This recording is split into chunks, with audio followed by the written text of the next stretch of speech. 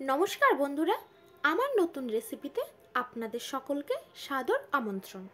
তো আজকে আমি আপনাদের সঙ্গে শেয়ার করতে চলেছি পমফ্রেট মাছের ঝাল।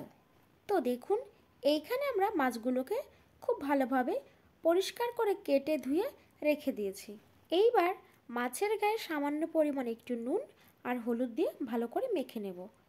মনে রাখতে হবে, পমফ্রেট মাছে বেশি নুন লাগে না, কারণ এই মাছটা সমুদ্রের মাছ, এমনিতে একটু লবণাক্ত, তাই লবণের পরিমাণটা একটু কমই রাখবো। এইভাবে প্রত্যেকটা মাছের গায়ে খুব ভালোভাবে লবণ আর হলুদটাকে মেখে নিতে হবে। এইবার গ্যাসে একটি কড়াই বসিয়ে তার মধ্যে দিয়ে দেব সর্ষের তেল। এই পর্যায়ে তেলটা গরম হওয়ার পর দিয়ে দেব নুন হলুদ মাখানো পমফ্রেট মাছগুলো। আমরা এখানে দুটো দুটো করে মাছ ভেজে নেব। এইখানে আমাদের হালকা করে ভেজে নিলেই হবে, এপিট ওপিট করে হালকা ভেজে নেব। এইভাবে সবকটা মাছগুলোকে আমরা ভেজে তুলে রেখেছি। এইবার পমফ্রেট মাছের ঝাল বানানোর জন্য যে মশলাটা আমরা ব্যবহার করব, তার জন্য আমরা নিয়েছি একটু আদা, একটা পেঁয়াজ কুচি আর একটু কাঁচা লঙ্কা, হাফ চা চামচ সাদা সর্ষে আর হাফ চা চামচ পোস্ত। এইগুলো দিয়ে খুব ভালোভাবে একটা মিহি পেস্ট তৈরি করে নিয়েছি। এইবার যেই কড়াই আমরা মাছ ভেজেছিলাম সেই কড়াইয়ে দিয়ে দেব জিরে ফোড়ন। জিরেটা একটু ফুটতে শুরু করলে দিয়ে দেব তার মধ্যে পেঁয়াজ কুচি।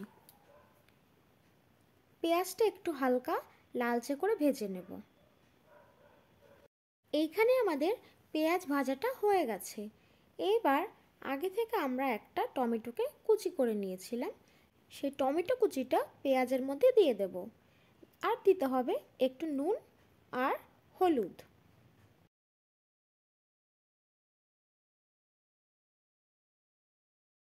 নুন আর হলুদ দিয়ে একটু নেড়ে আগে থেকে আমরা যেই মশলার পেস্ট তৈরি করেছিলাম সেই পেস্টটা এর মধ্যে দিয়ে দেব।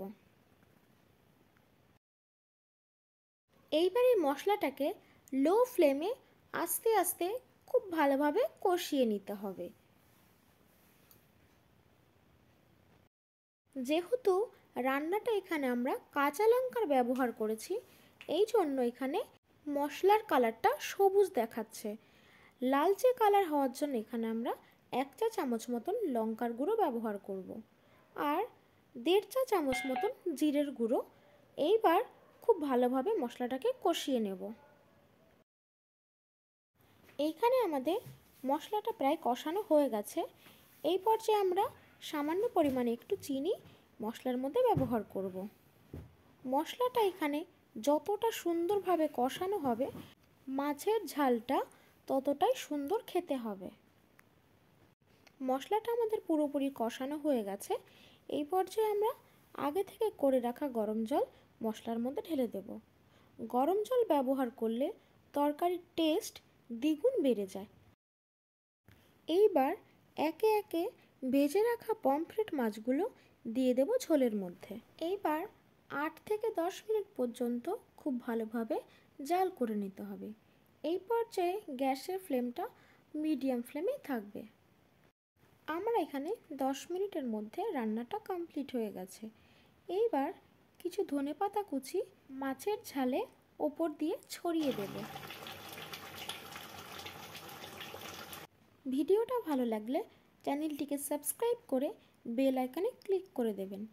এতক্ষণ আমার সাথে থাকার জন্য আপনাদেরকে অসংখ্য ধন্যবাদ। দেখা হবে নেক্সট কোনো রেসিপিতে। Thank you.